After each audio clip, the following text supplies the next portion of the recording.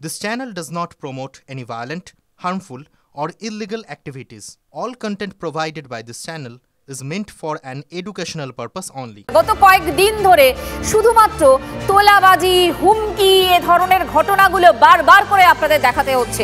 আরিয়াদহ পর্ব চলছে, সেই আরিয়াদহের রেশ এখনো পর্যন্ত কাটেনি, তার মধ্যেই নতুন করে ছবি, নতুন করে ঘটনা, আবারও সেই হুমকি, তোলাবাজি এবং শাসানির ছবি। এবার ঘটনাস্থল সিথি শহরে ফের বাহুবলীদের গুন্ডাগিরির ছবি। তোলা না দেওয়ায় মাঝরাতে প্রমোটারের অফিসে তাণ্ডব।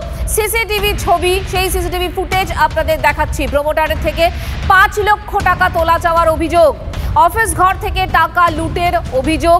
সিথিতে তাণ্ডবের পিছনেও জায়ান্ট গ্যাং, সেই জায়ান্ট গ্যাংয়ের নাম সামনে আসছে তদন্তে পুলিশ। জয়ন্ত সিং এর নাম করে হুমকি দেয় হামলাকারীরা, এমনটাই দাবি প্রমোটারের। অতীন ঘোষের পরিচিত বলে দাবি এই হামলাকারী। অভিযোগ প্রমোটারের কোনো যোগ নেই, যদিও পাল্টা দাবি করেছেন অতীন ঘোষ। ছবি দেখাচ্ছি আপনাদের।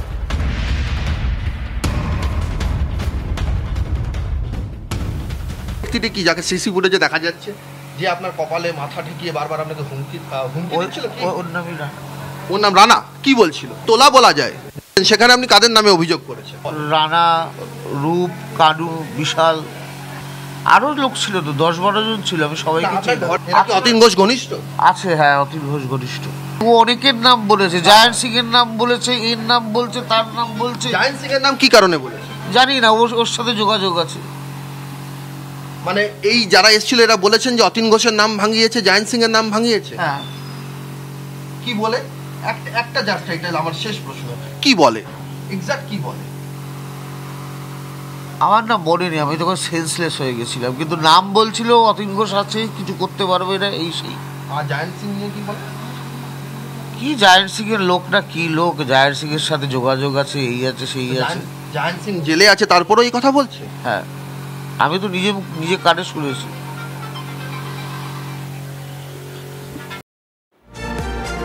বাহুবলীদের তাণ্ডব, আবারও সেই জয়ন্ত সিং এর নাম এবং তার সঙ্গে আরো অনেকগুলো নাম। এই মুহূর্তে সৌরভ আমার সঙ্গে রয়েছেন, আমার সহকর্মী সৌরভ। এই যে কালু, রানা, এই যে নামগুলো আমরা শুনতে পেলাম, এদের পরিচয় কি?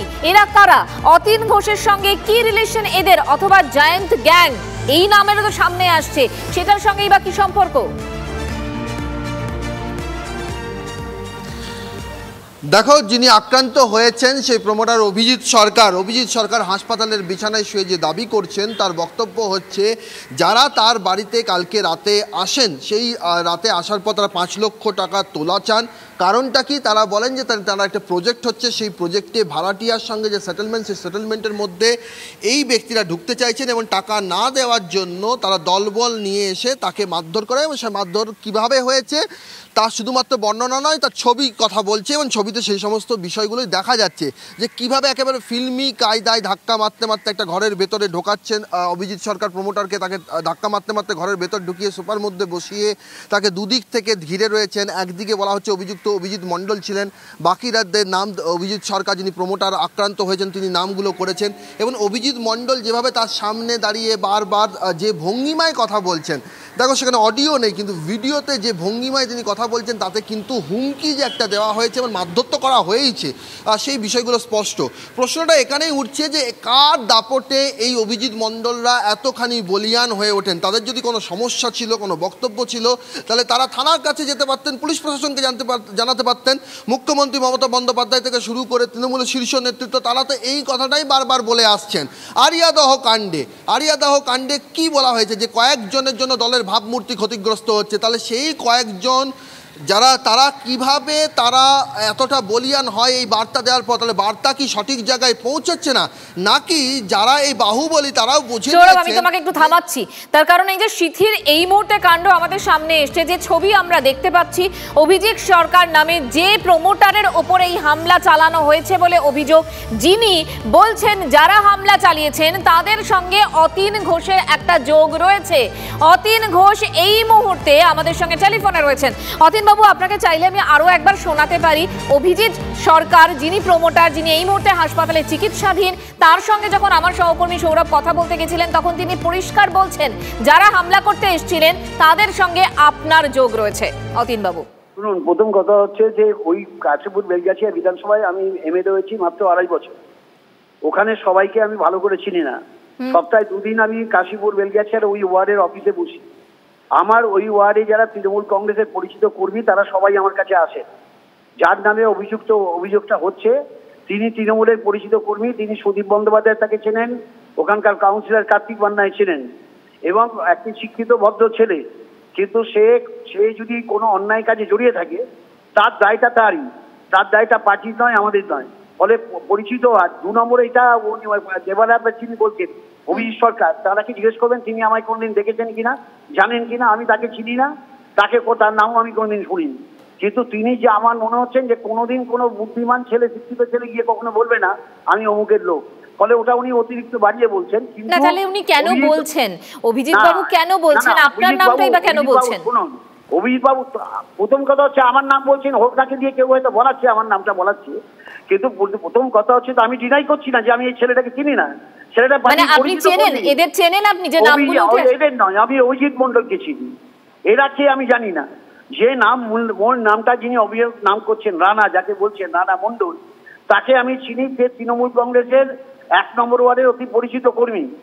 কিন্তু সে যদি ব্যক্তিগতভাবে কোনো অন্যায় করে তার দায়টা আমাদের নয়। কারণ আমি ওখানে সপ্তাহে 2 দিন বসতে যাই। আমার অফিস আছে ওই 1 নম্বর ওয়ার্ডে কাশীপুর 83 নম্বর কাশীপুর রোডে, সেখানে নর্থ সুপার হসপিটাল পাশে জনসংযোগ অফিস। সেখানে আমি সপ্তাহে 2 দিন বসি। তো সেখানে ওই 1 নম্বর ওয়ার্ডের সমস্ত কর্মীরাই আছেন, সাধারণ মানুষ আছেন, অভিজিৎ মণ্ডলও আছেন, উনি পার্টির পরিচিত কর্মী।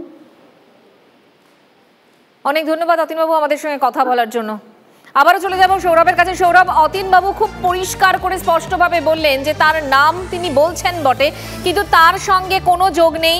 যাদের নাম সামনে আসছে হামলাকারী হিসেবে তাদের সঙ্গে তিনি তাদের চেনেনই না।